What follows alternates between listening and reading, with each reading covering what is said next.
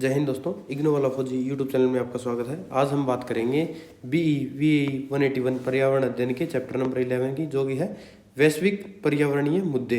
इसमें हम जानेंगे इस चैप्टर की थ्योरी प्लस MCQs और जितने इंपॉर्टेंट क्वेश्चन एक एक नंबर के हो सकते हैं वो इसमें हम देखेंगे। तो बिना टाइम वेस्ट किए हम इसमें देखते हैं इस चैप्टर में क्या क्या इंपॉर्टेंट MCQ जो पिछले साल में आए हैं, फिर इस चैप्टर की थ्योरी देखेंगे प्लस इंपॉर्टेंट जो एक एक नंबर के क्वेश्चन है वो देखेंगे। अगर आप चैनल पर नए हैं तो चैनल को सब्सक्राइब कर लें और वीडियो को लाइक करें। जो नीचे नंबर दिया गया है इस पर आप व्हाट्सअप मैसेज करके इग्नो की सोल्ड असाइनमेंट प्राप्त कर सकते हैं, जो कि एकदम बेस्ट क्वालिटी के होंगे। आइए हम बात करते हैं अब इस चैप्टर के जो MCQs क्वेश्चन जो पिछले ईयर के क्वेश्चनों में आए हैं। तो इसमें है ग्लोबल वार्मिंग के लिए कौन सी गैस जिम्मेदार है? CO2, oxygen, hydrogen, N2O5। तो इसके लिए है कार्बन डाइऑक्साइड। वायुमंडल में CO2 की सांद्रता कितनी है? तो हमारे वायुमंडल में कार्बन डाइऑक्साइड कितनी % है? तो ये हमने पिछले चैप्टर में कराया था 0.03%। धान के खेतों में कौन सी गैस निकलती है? तो इसमें आएगा मीथेन गैस निकलती है, जिसका केमिकल फॉर्मूला है CH4। पिछली सदी में पृथ्वी के औसत तापमान में कितनी बढ़ोतरी हुई थी? तो मतलब पिछली सदी में जो पृथ्वी का औसत तापमान है उसमें कुछ बढ़ोतरी हुई थी पर्यावरणीय मुद्दों के कारण, पर्यावरणीय बदलाव के कारण। तो वो कितनी हुई थी? 0.8 डिग्री सेल्सियस। भारत का कौन सा देश कार्बन नेगेटिव के रूप में जाना जाता है? तो मतलब जो भारत है उसके पड़ोसी देश है और उसमें से ऐसा कौन सा देश है जो कार्बन निगेटिव के रूप में जाना जाता है? तो इसका राइट आंसर होगा भूटान। ओजोन परत पाई जाती है कहाँ पर पाई जाती है? समताप मंडल में। और इसकी कितनी होती है? 15 से 50 किलोमीटर इसकी मोटाई होती है। सॉरी, इसका यह आएगा 50 किलोमीटर। और ओजोन गैस का सूत्र क्या है? O3।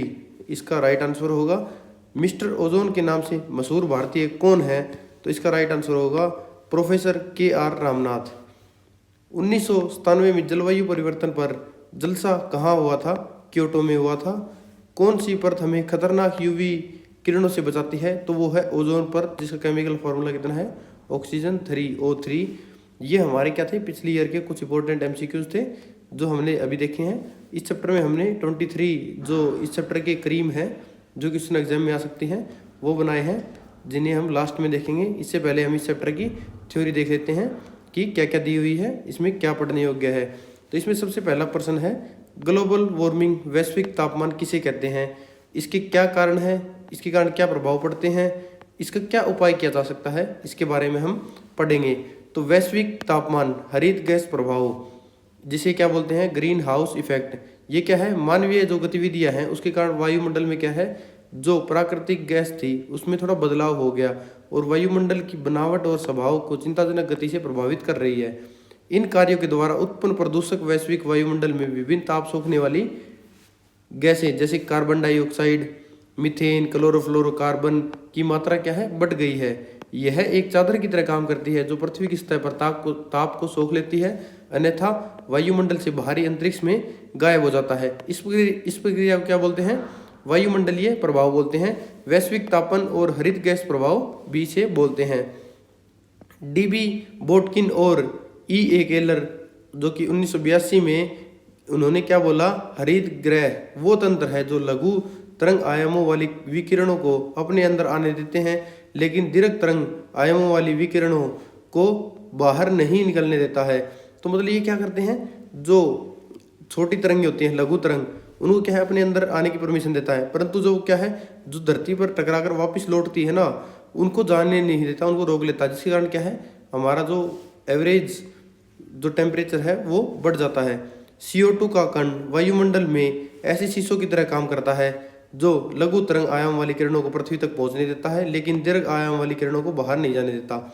इससे क्या होगा? पृथ्वी के वायुमंडल का तापमान बढ़ जाएगा। इससे हरित गैस प्रभाव बोलते हैं।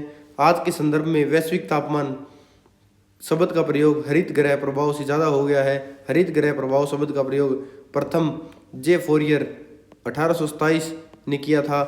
हरित गृह प्रभाव पृथ्वी की सतह का मानव निर्मित गैसों कार्बन डाइऑक्साइड, मीथेन, क्लोरोफ्लोरोकार्बन द्वारा उत्पन्न आवरण प्रभाव से है। तो हरित गैस कौन कौन सी हैं? हरित गृह गैसें, पहली है कार्बन डाइऑक्साइड। ये क्या है? वैश्विक तापमान में 60% हिस्सेदार इसकी है। इसकी वायुमंडल में मात्रा 1850 में 273 ppm थी, जो अभी कितनी हो गई है 370 ppm, और 2030 तक 450 ppm हो सकती है। यह मुख्य रूप से क्या है, जीवाश्म ईंधन के जलने से, श्वसन से, ज्वालामुखी विस्फोट से उत्पन्न होती है। अगला है मीथेन गैस। मीथेन गैस के मुख्य स्रोत कौन कौन से हैं? गीले क्षेत्र, धान के खेत, दलदल, कचरा इत्यादि, इससे क्या है मीथेन गैस निकलती है। इसकी विश्व तापमान में 20% हिस्सेदारी है। मीथेन की गर्मी सोखने की शक्ति को क्या, मीथेन की जो क्या है गर्मी सोखने की शक्ति है CO2 से 25 गुना ज़्यादा है, लेकिन इसका वायुमंडल में जीवन काल बहुत छोटा होता है। इस कारण क्या है इसका प्रभाव थोड़ा कम है। अगला है क्लोरोफ्लोरोकार्बन, जिसे बोलते हैं CFC। यह बहुत नुकसानदेह है क्योंकि इसका एक अणु CO2 के 10,000 अणुओं के बराबर है। विश्व तापमान प्रभाव पैदा करता है। इसकी वैश्विक तापमान में 14% भागीदारी है। इसके मुख्य स्रोत कौन से हैं? फ्रीज हो गया, AC हो गया, एरोसेल हो गया, प्लास्टिक फोम हो गया, जेट रिसाव इत्यादि क्या है ये CFC छोड़ते हैं। यह ओजोन की कमी के लिए भी उत्तरदायी है। अगला है नाइट्रिक ऑक्साइड, नाइट्रस ऑक्साइड। इसमें क्या है 6% विश्व तापमान के लिए जिम्मेदार है। इसके अणु की ताप सोखने की क्षमता CO2 अणु से 150 गुना ज़्यादा है। इसके मुख्य स्रोत क्या है? खेती, जीव बाहर जलना, नाइट्रोजन खादों का टूटना इत्यादि इसका पैदा होने का कारण है। अगला है ओजोन, जिसका केमिकल फार्मूला है O3। यह भी क्या है कुछ सीमा तक ताप को सोख लेता है। विश्व तापमान में हिस्सेदार हरित गृह गैसों का बढ़ता प्रभाव, जलवायु बदलाव कोई नई घटना नहीं है। 1800 वर्षों में धरती ने कई हिमयुग देखे हैं। CO2 और जल वाष्प कणों की पृथ्वी तापन में हिस्सेदारी काफ़ी पुरानी हो गई है, लेकिन आज के समय में तापन की बढ़ती रफ्तार चिंता का विषय है। नीचे दी गई तालिका में हरित गृह गैसों की बढ़ती मात्रा का विवरण है। तो इसमें क्या बताया गया है, हरित गैसों की वृद्धि किस किस प्रकार हुई है, तो इसके बारे में देखते हैं। मीथेन गैस का बताया गया है, क्लोरोफ्लोरोकार्बन का बताया गया है। तो ऐतिहासिक स्तर पर कितनी है? 700 ppb है। वर्तमान में कितनी है? 1700 ppb है। CO2 की तुलना में तापन शक्ति इसकी कितनी है? 25 गुना ज़्यादा है। वातावरण जीवन समय में कितने वर्षों में? 12 वर्षों में। विश्व में कितने प्रतिशत योगदान है इसका? 20% है। इसका स्रोत क्या है? धान के खेत, जैव भार, कोयला, खनन, पशु अपशिष्ट और मल उपचार। अगला है क्लोरोफ्लोरो। ये किसकी होने की 0, परंतु अब कितनी है वर्तमान में? 0.28। कितने गुना ज़्यादा खतरनाक है? 10,000 गुना इसका प्रभाव पड़ता है CO2 से। और इसमें वातावरण में जिसका जीवन कितने वर्ष का है? 75 से 140 वर्ष का है। कितना योगदान है? 14%। किससे निकलती है? रेफ्रिजरेटर, AC, जो जेट्स वगैरह होते हैं उनके जो रिसाव होते हैं उनसे ये बनती है। अगला है कार्बन, क्लोरोफ्लोरोकार्बन जो हम पढ़ चुके हैं, इसके कारण होता है। अगला है नाइट्रस ऑक्साइड N2O। ऐतिहासिक स्तर पर कितनी होनी चाहिए? 275। अभी वर्तमान में कितनी है? 314। और CO2 की तुलना में कितनी गुना असरदार है? 150 गुना। वातावरण में इसका जीवन कितना है? 114 साल का। कितनी हिस्सेदारी है? 6%। किससे निकलता है ये? कृषि भूमि, जीवाश्म ईंधन, वाहन और उद्योगों से निकलता है। अगला है ओजोन 3। ये क्या है? दिन और सप्ताह तक इसकी लाइफ टाइम है। इसका बहुत ही माइनर फैक्टर है, बहुत ही कम असर है इसका। जो हरित गैस प्रभाव है, इसके प्रभाव क्या है? जलवायु पर इसका प्रभाव पड़ता है। इसमें है वैश्विक पर्यावरण समस्याओं में जलवायु का प्रमुख स्थान है। एक मत के अनुसार अगर CO2 की मात्रा औद्योगिक क्रांति से पहले के स्तर से दोगुनी हो जाती है तो पृथ्वी का तापमान 1.5 डिग्री से 4.5 डिग्री सेल्सियस तक बढ़ जाएगा। इससे पृथ्वी की जलवायु में बहुत ज़्यादा बदलाव आ जाएगा। तो इसमें क्या क्या बदलाव होंगे? सागर के स्तर में वृद्धि होगी। समुद्र का क्या है? लेवल, सी लेवल बढ़ जाएगा। तापमान में बढ़ोतरी से ध्रुवों पर जमी बर्फ पिघलने लगेगी और समुद्र में तापीय फैलाव होगा। यह सागर के स्तर में वृद्धि करेंगे। पिछली शताब्दी में विश्व के सागरों के स्तर 10 से 20 सेंटीमीटर की वृद्धि हुई है। यह वृद्धि पिछले 300 सालों की औसत वृद्धि से 10 गुना ज़्यादा है। राष्ट्रीय सागरीय वायुमंडलीय प्रशासन NOAA सागर के स्तर में वृद्धि के निचले समुद्री क्षेत्रों में जैसे बैंकॉक, सिडनी, मुंबई इत्यादि में जलमग्न कर देंगे, उनको डुबो देंगे। इसमें क्या है? ये ईयर वाइज इसका डाटा दिया गया है कि इसका लेवल कितना बढ़ता है। CO2 का 2000 में कितना था? 373। 2030 में कितना होगा? 470। 2060 में 600 और 2100 में कितना होगा? 850। वैसे ही तापमान में वृद्धि है, वो कितनी है? आज के दिन प्रेजेंट में नील मान लो, 2000 में कुछ नहीं था। 2000 में कितना हो गया? 2030 में 1.1 डिग्री सेल्सियस, 2060 में 2 डिग्री, 2100 में 3.3। जो समुद्र तल में वृद्धि होगी वो कितनी होगी? सेंटीमीटर में बताया गया है। 2030 में 18, 2060 में 38 और 2100 में कितना होगा? 65 सेंटीमीटर। तो ये क्या है? आज की कंडीशन को देखते हुए इन्होंने ये बताया है। कुछ इलाकों में क्या है सर्दियाँ अधिक होंगी, अन्य क्षेत्रों में क्या है रेगिस्तान हो जाएगा, सूखे की समस्या बढ़ जाएगी। इसका कारण और क्या है, हरित गैस का पारिस्थितिक तंत्र पर भी इसका प्रभाव है।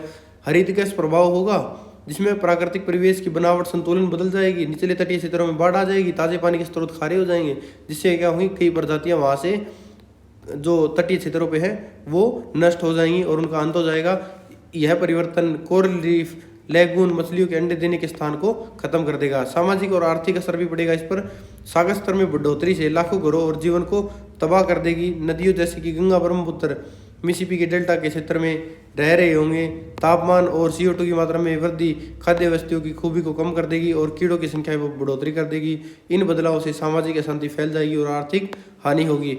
मानवीय स्वास्थ्य पर इसका बहुत ज़्यादा बुरा असर पड़ेगा। छूत के रोगों का फैलाव होगा। जो क्या है उनके वाहक हैं उनके क्षेत्र पर निर्भर करता है। तापमान में वृद्धि होने से इन रोग वाहकों की गतिविधियों और क्षेत्र को बढ़ा देगी, जिससे बीमारियां फैलेंगी। रवांडा 1987 में 1 डिग्री से क्या है तापमान वृद्धि में से मलेरिया की घटनाएं 337% बढ़ गई। हरित गैस प्रभाव पर अंतर्राष्ट्रीय समझौते के बारे में बात करेंगे। अब हम क्या है कि जो हरित गृह प्रभाव है ना उसको कम करने के लिए वर्ल्ड वाइड में क्या है अंतर्राष्ट्रीय कुछ समझौते हुए हैं, उनके बारे में हम जिक्र करेंगे। तो इसके लिए क्या है, प्रथम भू शिखर सम्मेलन हुआ था 1992 में। कहाँ हुआ था? रियो डी जेनेरियो में हुआ था, ब्राजील के शहर में। अंतर्राष्ट्रीय स्तर पर संयुक्त राष्ट्र पर्यावरण और विकास सम्मेलन UNCED का आयोजन हुआ था। इस सम्मेलन में हरित ग्रह गैसों के उत्सर्जन को कम करने के नियम तय किए गए थे। तो ये इंपॉर्टेंट क्वेश्चन क्या बनता है, प्रथम भू शिखर सम्मेलन कहाँ हुआ था? रियो डी जेनेरो में। कब हुआ था? 1992 में। और यहाँ पर किसका निर्माण हुआ था? UNCED का आयोजन हुआ था। और इसमें क्या काम, इसका मुख्य एजेंडा क्या था? जो पर्यावरण में हम हरित गैस का उत्सर्जन है उसको कम करने के नियम तय किए गए थे। क्योटो प्रोटोकॉल, ये क्या है? 11 दिसंबर 1997 में जापान के क्योटो शहर में संयुक्त राष्ट्र जलवायु परिवर्तन ढांचा सभा का आयोजन हुआ था, जो कि है UNFCCC। इसमें क्या है 161 देशों ने भाग लिया था। इस बात पर राजी हुए थे कि 2008 से लेकर 2012 तक हरित गृह गैसों का स्तर 1990 के स्तर से 7% कम कर लिया जाएगा। क्योटो समझौते का मुख्य लक्ष्य क्या था? हरित गृह गैसों की मात्रा को स्थिर बनाना, ताकि जलवायु तंत्र पर मनुष्य के हस्तक्षेप होने से पड़ने वाले बुरे प्रभाव को रोका जा सके।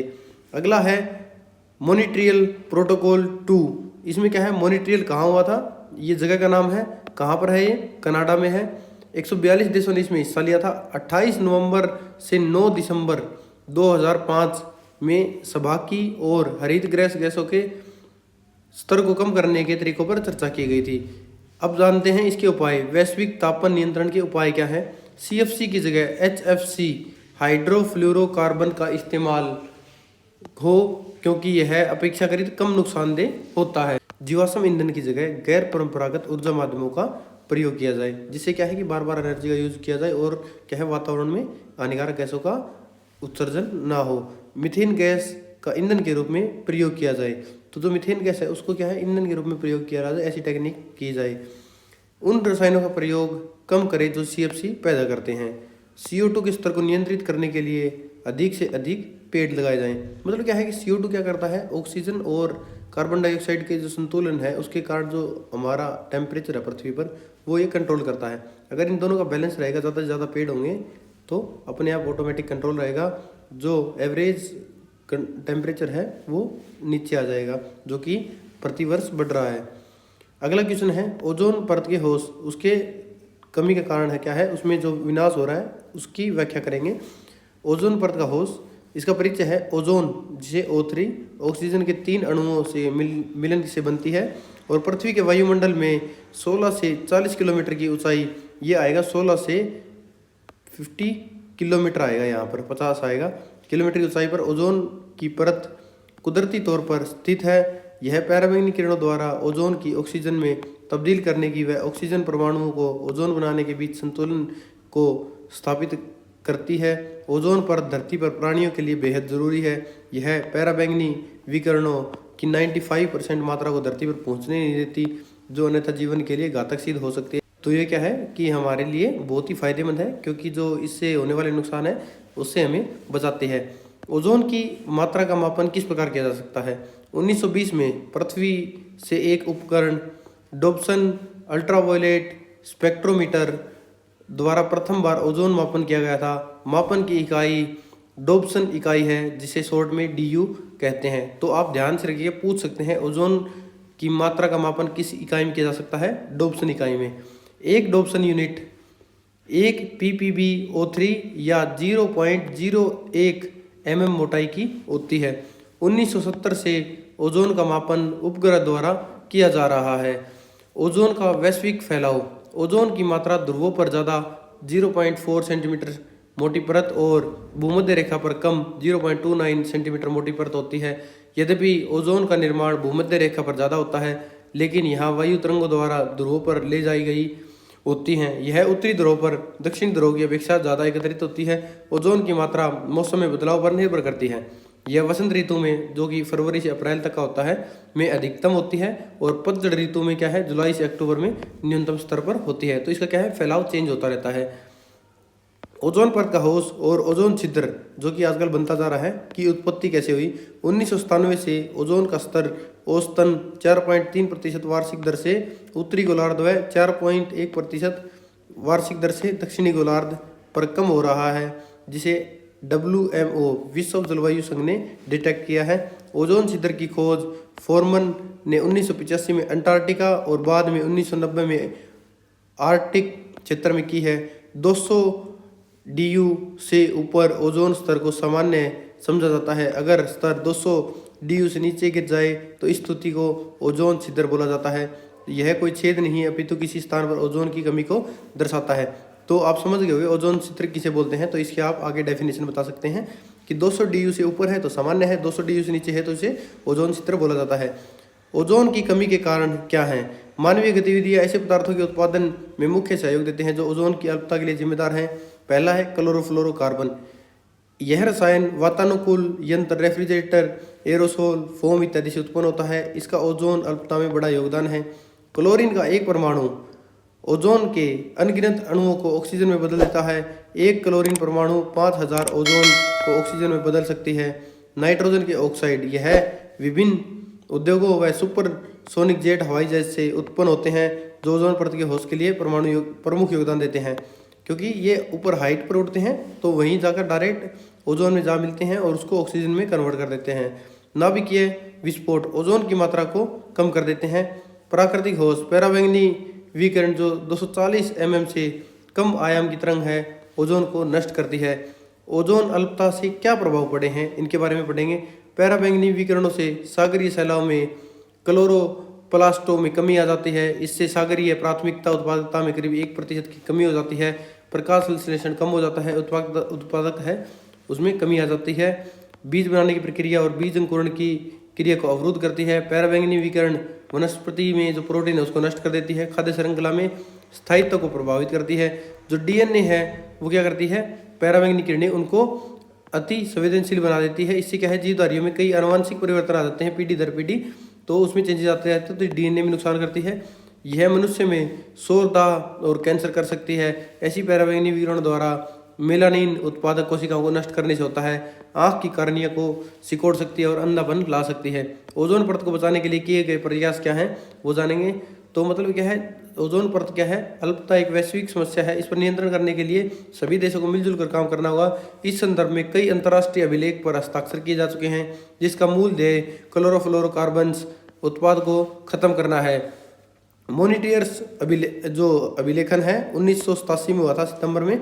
यह ओजोन अल्पता को रोकने की दिशा में एक महत्वपूर्ण कदम है। इस अभिलेख में 1999 तक सभी क्लोरोफ्लोरो उत्पाद को खत्म करने की मांग की गई थी। CFC के स्थानापन्नों का उपयोग, CFC के कुछ विकल्प मौजूद हैं जैसे कि HFC, हीलियम गैस, प्रोपेन। इसमें क्या है, क्लोरीन शामिल नहीं होता, जो ओजोन का होश का मुख्य कारण है। तो इससे क्या है, ओजोन में क्लोरीन नहीं मिलेगा तो ऑक्सीजन में कन्वर्ट नहीं होगा और ओजोन परत बची रहेगी। रसायनों के प्रयोग द्वारा कुछ रसायन जैसे कि प्रोपेन के उपयोग से क्लोरीन को हाइड्रोक्लोरीन अम्ल में बदला जाता है। इससे ओजोन अल्पता वाली क्लोरीन की उपलब्धता नहीं होगी। ओजोन अल्पता का भविष्य क्या है? CFC के वायुमंडल में जीवन काल 15 से 140 साल तक और हम वायुमंडल में काफ़ी CFC छोड़ चुके हैं। अगर हम CFC का उत्पादन आज भी बंद कर दें तो ओजोन अल्पता का अधिकतम स्तर 2030 में आएगा। अतः हमें ओजोन अल्पता को रोकने के उपाय के लिए गहरा चिंतन करना पड़ेगा। जो अम्लीय वर्षा है इसकी व्याख्या करेंगे। अम्लीय वर्षा क्या होती है? अम्लीय वर्षा क्या है? वर्षा का पानी सामान्यतः हल्का सा अम्लीय होता है क्योंकि वायुमंडल में उपलब्ध CO2 पानी में घुलकर कार्बनिक अम्ल H2CO3 बनाती है। अम्लीय वर्षा हम उस वर्षा को कहते हैं जिसकी pH 5.6 से कम हो और यह pH में कमी तेज अम्ल जैसे कि गंधकीय तेजाब, नाइट्रिक अम्ल इत्यादि के वर्षा के पानी में मिलने से होता है। प्राकृतिक जल व मृदा में बढ़ता अम्ल दुनिया भर में समस्या का रूप धारण करता जा रहा है। यह समस्या क्या है? अमेरिका, यूरोप और भारत में ज्यादा गंभीर रूप ले चुकी है। अम्लीय वर्षा क्या करती है? नदियों, झीलों व झरनों जो वनों है उसके लिए बहुत ज़्यादा खतरा बन चुकी है। क्योंकि अम्लीय वर्षा शब्द का प्रयोग पहली बार एक अंग्रेज रसायन शास्त्री रॉबर्ट असंगस, तो इसने सबसे पहले अम्लीय वर्षा किसने प्रयोग किया था? ये जो रसायन शास्त्री है रॉबर्ट अंगस ने किया था 1872 में। इसका शाब्दिक अर्थ क्या है? वर्षा के पानी में अत्यधिक अम्ल की मौजूदगी। जो pH का पैमाना है उसको pH के पैमाने को वर्षा में अम्ल में मापने का लिए प्रयोग होता है। तो जो pH फैक्टर होता है उसका क्या है? 1 मीटर है जिसमें क्या है? बीच में वैल्यू होती है 7 और लेफ्ट कॉर्नर पे होती है 0 और राइट कॉर्नर पे होती है 14। तो इसमें क्या है? जितना हम 7 से 0 की तरफ जाएंगे उतना ही ज़्यादा अम्लीय होगा। अम्ल कैसा होता है? खट्टा होता है। तो क्या है? जितना ही हम 7 की तरफ से 0 की तरफ जाएंगे तो मतलब 0 क्या है? ज़्यादा अम्लीय होगा और 1 क्या है? उससे थोड़ा कम होगा, 2 उससे कम, 3 उससे कम, 4 उससे कम, 5 उससे कम और 6 उससे कम, ये अम्लीय हो गया। और 6.9 तक ये बिल्कुल माइनर अम्लीय होगा और 7 पे अगर क्या हो जाएगा? वो न्यूट्रल हो जाएगा, मतलब वो ना एसिडिक होगा ना क्षारीय होगा, बिल्कुल एकदम नॉर्मल होगा। जैसे ही हम 7 और 14 की तरफ जाएंगे तो 14 क्या होगा? क्षारीय बेसिक होगा, जिसे हम खारे के रूप में भी जानते हैं। तो क्या है? 14 सबसे खारा, 13 फिर कम, फिर 12, फिर 11, फिर 10, फिर 9, फिर 8 सबसे कम खारा होगा। तो ऐसे क्या है? 7.1 सबसे कम खारा होगा और इसके बाद 7 क्या है? फिर न्यूट्रल आ जाएगा। तो ये क्या है? एक pH मीटर है जिसे हम क्या अम्लीय और क्षारीय के रूप में जान सकते हैं। तो 0 से 7 क्या है? अम्लीय है, 7 तटस्थ है, न्यूट्रल है और 7 से 14 क्षारीय है। अम्लीय वर्षा के प्रकार कितने हैं? ये 2 प्रकार की होती है, आर्द्र अम्लीय वर्षा, शुष्क अम्लीय वर्षा। आर्द्र अम्लीय वर्षा में क्या है? जब यौगिक पृथ्वी पर वर्षा, बर्फ, धुंध, कोहरा या पाले के रूप में आते हैं तो उसे आर्द्र अम्लीय वर्षा कहते हैं। और शुष्क अम्लीय वर्षा कब होती है? जब यौगिक गैस और धूलकणों के रूप में पृथ्वी पर गिरने लगते हैं तो ये पृथ्वी पर स्थिर हो जाते हैं और उसे शुष्क अम्लीय वर्षा बोलते हैं। अम्लीय वर्षा गंधकीय तेजाब, नाइट्रिक तेजाब का मिश्रण है। इसमें गंधकीय तेजाब 60 से 70%, नाइट्रिक तेजाब 30 से 45% के अनुपात में होते हैं। SO2, NO2 के दोनों के स्रोत जीवाश्म ईंधन, दहन, गाड़ियों, धुआं इत्यादि से निकलते हैं। SO2, NO2 के विभिन्न स्रोत कौन कौन से हैं? तो पर्यावरण अम्लीय मानव निर्मित समस्या है। अम्लीय वर्षा की उत्पत्ति शुरुआत जीवाश्म ईंधन के दहन से हुई है। क्रियाओं द्वारा उत्पन्न SO2 और नाइट्रोजन की ऑक्साइड से होती है। जो गंधकीय तेजाब का उत्पादन है वो किस केमिकल रिएक्शन से होता है उसको दिखाया गया। SO2 पानी के साथ मिलता है, 2SO2 ऑक्सीजन के साथ, SO3 क्या है? फिर पानी के साथ मिलता है। तो किसका निर्माण करता है? H2SO3, जिसे क्या बोलते हैं? सल्फ्यूरस अम्ल बोलते हैं। 2SO3 क्या हो गया? सल्फर ट्राइऑक्साइड हो गया। H2SO4 क्या हो गया? गंधकीय अम्ल हो गया। तो ये क्या करेंगे? जब वातावरण में जाएंगे, बारिश होगी तो बारिश के साथ जमीन पे आएंगे, जिसे अम्लीय वर्षा बोलते हैं। नाइट्रिक अम्ल का उत्पादन कैसे होता है? 2NO2 एक हाइड्रोजन के अणु के साथ मिलेंगे तो क्या बनेगा? HNO2 और HNO3, जिसे क्या बोलते हैं? नाइट्रिक अम्ल। यह अम्ल वर्षा के पानी के साथ धरती पर आ जाते हैं और इमारतों, वनस्पतियों व जीवधारियों को दुष्प्रभावित करते हैं, उन पर हानिकारक प्रभाव डालते हैं। अम्लीय वर्षा के दुष्प्रभाव क्या है? जलीय जीवन पर प्रभाव पड़ेगा। इसमें क्या है? मछली उत्पादन में कमी आ जाएगी। मछली उत्पादन क्या है? खाद्य श्रृंखला में शामिल प्रजातियों की विभिन्नता की कमी अम्लीय वर्षा होने से कुप्रभावों में से एक है। यूरोप, पूर्वी कनाडा, अमेरिका में सैकड़ों झीलों व स्वीडन की 18,000 झीलों अम्लीय वर्षा के कारण जीवनहीन हो चुकी हैं। इसमें सिवाय नीले हरे शैवालों के कुछ पैदा नहीं होता। pH फैक्टर 5, अंडों में से बच्चे नहीं निकलते, कुछ मछलियों की मौत हो जाती है। 4.5 पर क्या इफेक्ट पड़ता है? मछलियों की प्रजातियों की मौत हो जाती है। 4 से कम होने पर मेंढक की मौत हो जाती है। अगला है शैवाल और जीवाणुओं की मौत हो जाती है। अगला है वनों के विकास में बाधक आ जाती है। वनों का विकास नहीं होता, जो पेड़ है वो भी खत्म होना, नष्ट होना शुरू हो जाते हैं। मृदा में जरूरी तत्व है उनका विनाश हो जाता है। फसलों की वृद्धि बहुत कम होती है। रासायनिक और जैव संरचना में परिवर्तन आ जाते हैं। इमारतों पर बहुत ज़्यादा बुरा प्रभाव डालती है। इसका हम लेटेस्ट एग्जाम्पल हमारे ताजमहल से देख सकते हैं, जिसका संगमरमर क्या है, दिन पर फैड होता जा रहा है। अम्लीय वर्षा इमारतों व इमारती पदार्थों जैसे संगमरमर, चूना पत्थर, लोहा इत्यादि को दुष्प्रभावित करती है। मथुरा तेल शोधक कारखाने से निकली SO2 NO2 के कारण उत्पन्न अम्लीय वर्षा से ताजमहल का संगमरमर खराब हो रहा है। अम्लीय वर्षा संगमरमर को कैल्शियम नाइट्रेट और सल्फेट में बदल देती है, जो घुलनशील और या तो बह जाते हैं, पपड़ी बनकर उतर जाते हैं। इस प्रक्रिया को पत्थर का कोड भी कहते हैं। अम्लीय वर्षा धातुती संरचनाओं का विनाश करती है। तो ये कुछ केमिकल रिएक्शन है जिससे देख सकते हैं कि क्या बनता है, किसका निर्माण होता है, मनुष्य पर इसका क्या प्रभाव पड़ता है। अम्लीय वर्षा पीने से पानी की गुणवत्ता को दुष्प्रभावित करती है और पानी के साथ साथ मानव शरीर में प्रवेश कर तंत्रिका तंत्र, श्वसन तंत्र, पाचन तंत्र को प्रभावित करती है। अम्लीय वर्षा से किस प्रकार बचाव कर सकते हैं। अम्लीय वर्षा क्या है, बादलों से सुनहरी किरण हमारी अम्लीय गैसों से रिसाव रोकने की क्षमता। अगर अम्लीय जमाव कम होना शुरू हो जाए तो दुष्प्रभावित परितंत्रों को बचाया जा सकता है। इसके कम करने के 2 रास्ते हैं, रिसाव नियंत्रण तकनीक, कम गंधक वाले ईंधन का दहन और कम गंधक वाले ईंधन का उपयोग करके अम्लीय वर्षों की मात्रा को कम किया जा सकता है। अतः अम्लीय वर्षा की मात्रा को कम करने का प्रभावी तरीका क्या है, गैर परंपरागत ईंधनों का उपयोग जो बिना SO2 NO2 उत्पन्न किए जा सकते हैं, ऊर्जा का उत्पादन कर सकते हैं। अब जानते हैं UNFCCC क्या है। जलवायु परिवर्तन के विषय में बढ़ती चिंता से विश्व मौसम विज्ञान संगठन तथा जिसे बोलते हैं वर्ल्ड मेट्रोलॉजी ऑर्गेनाइजेशन WMO तथा संयुक्त राष्ट्र पर्यावरण कार्यक्रम जिसे UNEP बोलते हैं ने सन 1988 में जलवायु परिवर्तन पर अंतर सरकारीय पैनल जिसे बोलते हैं IPCC का निर्माण किया। इसकी प्रथम मूल्यांकन रिपोर्ट कब जारी की गई थी, 1980 में पूरी हो गई। तीसरी मूल्यांकन रिपोर्ट 2001 में और सन 2000 तक जलवायु विषय में किए गए अनुसंधान में निष्कर्ष दिया था इन्होंने। इसमें क्या है, पूर्वानुमान लगाया गया था कि वर्ष 2100 तक धरती का सतह का तापमान 1.4 से 5.8 डिग्री बढ़ सकता है डिग्री सेल्सियस, जो कि द्वितीय मूल्यांकन रिपोर्ट द्वारा अनुमानित तापमान में वृद्धि 1 डिग्री सेल्सियस से 3.5 डिग्री सेल्सियस की तुलना में अधिक है। यह तापमान उससे भी अधिक होगा जितने पिछले 10,000 वर्षों में हुआ है। यदि तापमान के परिवर्तन की दर इतनी तेजी से होती रही, परितंत्र और जीव परिवर्तन पर्यावरण के अनुकूल नहीं ढल पाएंगे। IPCC 5वीं आंकलन रिपोर्ट को नवंबर 2014 में पूरा कर लिया गया था। IPCC के आकलन सरकारों को जलवायु संबंधी नीतियों को विकसित करने के लिए वैज्ञानिक आधार प्रदान किए गए थे। संयुक्त राष्ट्र की आम सभा ने निर्णय किया था कि दिसंबर 1990 में विचार विमर्श आरंभ किया जाए। 1991 में आरंभ हुआ। इससे एक सभा की स्थापना हुई जिसका नाम क्या पड़ा, जलवायु परिवर्तन पर संयुक्त राष्ट्र पर आधार सभा, जिसे United nation framework convention on climate change किया गया, जिसका शॉर्ट फॉर्म है UNFCCC रखा गया, जिसका क्या है मई 1992 में स्वीकार कर लिया गया था। तो आप देख लीजिएगा UNFCCC जिसकी फुल फॉर्म है United nation framework convention on climate change, जिसे क्या है मई 1992 में स्वीकार किया गया। इसका 50 देशों ने समर्थन किया। यह मार्च 1994 में लागू हो गया। कब लागू हुआ, मार्च 1994 में, स्वीकार 1992 में किया गया था। नवंबर 2011 तक 194 देश और एक क्षेत्रीय अर्थव्यवस्था संगठन यूरोपीय यूनियन इसके सदस्य बन गए थे। 5 अक्टूबर 2016 तक 197 देश, इसमें 144 सहभागियों ने इसमें अपना समर्थन दे दिया। इस सभा का उद्देश्य वायुमंडल में ग्रीन हाउस की सांद्रता को ऐसे स्तरों तक स्थित करना है जिससे जलवायु तंत्र खतरनाक मानव जनित बाधाओं से रोका जा सकता है। इसकी एक ऐसी समय सारणी है जो एक परितंत्र को जलवायु परिवर्तनों के प्रतिकूल प्राकृतिक रूप में अनुकूल होने का अवसर दें। दूसरा, यह सुनिश्चित करें कि खाद्य उत्पादन प्रभावित न हो, आर्थिक विकास लगातार होता रहे।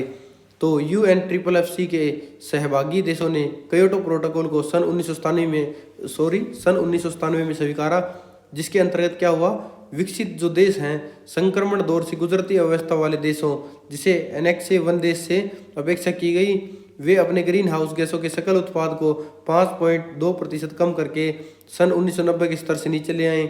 जुलाई 2001 में सहभागी देशों का छठा सम्मेलन बोन में आयोजित हुआ, जहां एक राजनीतिक समझौता किया गया ताकि क्योटो प्रोटोकॉल को माना जाए। अगला है ग्रीन हाउस प्रभाव किसे कहते हैं, जो कि हम ऊपर पढ़ चुके हैं डिटेल में। पैराबैंगनी किरणों के प्रभाव क्या है, ये भी हम पढ़ चुके हैं। इस पर किसके क्या प्रभाव पड़ते हैं, मनुष्य और जानवरों के स्वास्थ्य पर, स्थलीय पौधों पर, जलीय परितंत्र पर, पदार्थों पर इसका प्रभाव पड़ता है। जलवायु परिवर्तन की व्याख्या करो। तो जलवायु परिवर्तन दिन दिन भर हो रहा है हानिकारक गैसों से, जो हम ऊपर वाले क्वेश्चनों में पढ़ चुके हैं। अगला है वर्षा का जल, जिसमें अम्लों की वर्षा बहुत ज़्यादा अधिक होती है, उसे अम्लीय वर्षा बोलते हैं। नए भूभागों में वृक्षारोपण करना क्या कहलाता है? वनीकरण कहलाता है। प्राकृतिक सोपनों के उपयोग को क्या कहते हैं? उपभोक्तावाद बोलते हैं। पर्यावरण संरक्षण की मनुष्य की जिम्मेदार कौन नियत करती है? पर्यावरण नीतियाँ पर्यावरण संरक्षण का नियम संग्रह करता है। ग्रीन हाउस गैसें, जिसमें CO2, मीथेन, जलवाष्प, नाइट्रस ऑक्साइड और क्लोरोफ्लोरोकार्बन का 15 डिग्री सेल्सियस पर संयुक्त मिश्रण का संतुलन बिगड़ने की दशा को क्या बोलते हैं? भूमंडलीय उष्मन समूचे विश्व के तापक्रम का बढ़ना बोलते हैं। ओजोन गैस की परत का घिसना या क्षरण करना क्या कहलाता है? ओजोन छिद्र कहलाता है। भूमिगत जल का स्तर पुनः बढ़ाने और वर्षा जल का भंडारण करने, संग्रहण करने, अधिकतम तुष्टि गुण पाने की प्रक्रिया को क्या कहते हैं? वर्षा जल संग्रहण बोलते हैं। भावी पीढ़ी की आवश्यकताओं का अपकर्षण पूर्ण शोषण न करके वर्तमान पीढ़ी की जरूरतों को पूरा करने की प्रक्रिया को क्या कहते हैं? सतत विकास बोलते हैं। भूमि में सोडियम की मात्रा को घटाने के लिए कौन सा रसायन डालना चाहिए? जिप्सम। वन विनाश, अति उत्खनन, अतिचारण जैसे कार्य क्या कहलाते हैं? मानव वैज्ञानिक क्या कहलाता है? तो इसका आंसर होगा सौरमंडल, जिसे स्ट्रेटोस्फीयर बोलते हैं। सौरमंडल की ओजोन परतों की ऊंचाई क्या है? समुद्र सतह से 20 से 26 किलोमीटर के बीच इसकी ऊंचाई है सौरमंडल की। अगला है मिश्रित रसायनों के एक समूह का नाम लिखिए। क्लोरोफ्लोरोकार्बन।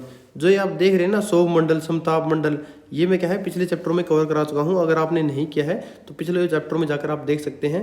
मैंने 10 चैप्टर थ्योरी प्लस MCQ करवा रखे हैं, उसमें पिक्चर की मदद से समझा रखा है कि किस लेयर को क्या बोलते हैं, इंग्लिश और हिंदी दोनों में। CFC क्लोरोफ्लोरोकार्बन क्या है और क्या काम आता है? यह मिश्रित रसायनों का एक समूह है तथा रेफ्रिजरेटर आदि में शीतलन का कार्य करता है। अम्लीय वर्षा क्या है और उसकी कितनी मात्रा घातक है? वर्षा जल का pH मान 5 से नीचे उतरने पर यह वर्षा जीव जंतु और प्राचीन स्मारकों आदि के लिए घातक सिद्ध होती है। इसमें क्या है, इसे अम्लीय वर्षा बोलते हैं, जिसका डिटेल में हमने क्वेश्चन कर लिया है। ओजोन गैस की परत कहाँ पाई गई है? तो इसका आएगा ओजोन गैस की परत समताप मंडल में पाई गई है, सौरमंडल नहीं है। इसका आएगा समताप मंडल। समुद्र सतह से कितनी 15 से 50 किलोमीटर की लेयर होती है, इसमें ये मिलती है। और ये जो ओजोन गैस है वो कहाँ मिलती है? 20 से 26 किलोमीटर की ऊंचाई के बीच में मिलती है। इसके क्षेत्र को ओजोन मंडल बोलते हैं। कि पृथ्वी की सतह से ऊपर पहले देखेंगे तो सौरमंडल आएगा, पहली लेयर। दूसरी लेयर कौन सी आएगी?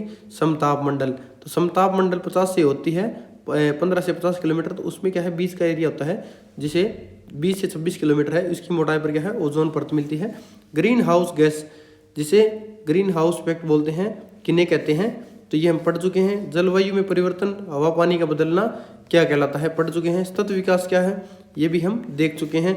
ऊर्जा के अभाव से संबंधित समस्या का हल कैसे हो सकता है? तो ये पिछले चैप्टर में हम कवर कर चुके हैं। भूमंडलीय उष्मा के बुरे परिणामों का सार दीजिए।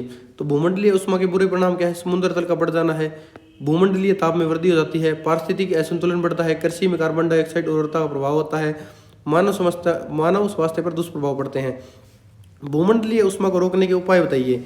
जन्मदर घटाकर जनसंख्या को नियंत्रित किया जाए, नए क्षेत्रों का वनीकरण किया जाए, वनों को काटने के साथ साथ वृक्षारोपण किया जाए, CFC का प्रयोग कम करके, मीथेन गैस का उपयोग ईंधन के रूप में करके, पवन ऊर्जा व सौर ऊर्जा का प्रयोग अधिक करके भूमंडलीय उष्मा को रोकने के प्रयास किए जा सकते हैं। ये थे हमारे 23 इस चैप्टर के इंपॉर्टेंट जो एक नंबर के क्वेश्चन थे जो हमने देखे हैं। MCQs हम ऑलरेडी कर चुके हैं। इस चैप्टर की हमने थ्योरी भी पूरी कवर कर ली है। अगर आपने अभी तक चैनल को सब्सक्राइब नहीं किया तो चैनल को सब्सक्राइब कर लें, और इग्नो की सोल्ड असाइनमेंट के लिए दिए गए नंबर पर आप व्हाट्सअप मैसेज करके PDF प्राप्त कर सकते हैं। इसके साथ ही हमारा चैप्टर नंबर 11 होता है कंप्लीट। मिलते हैं चैप्टर नंबर 12 में। तब तक के लिए जय हिंद, जय भारत।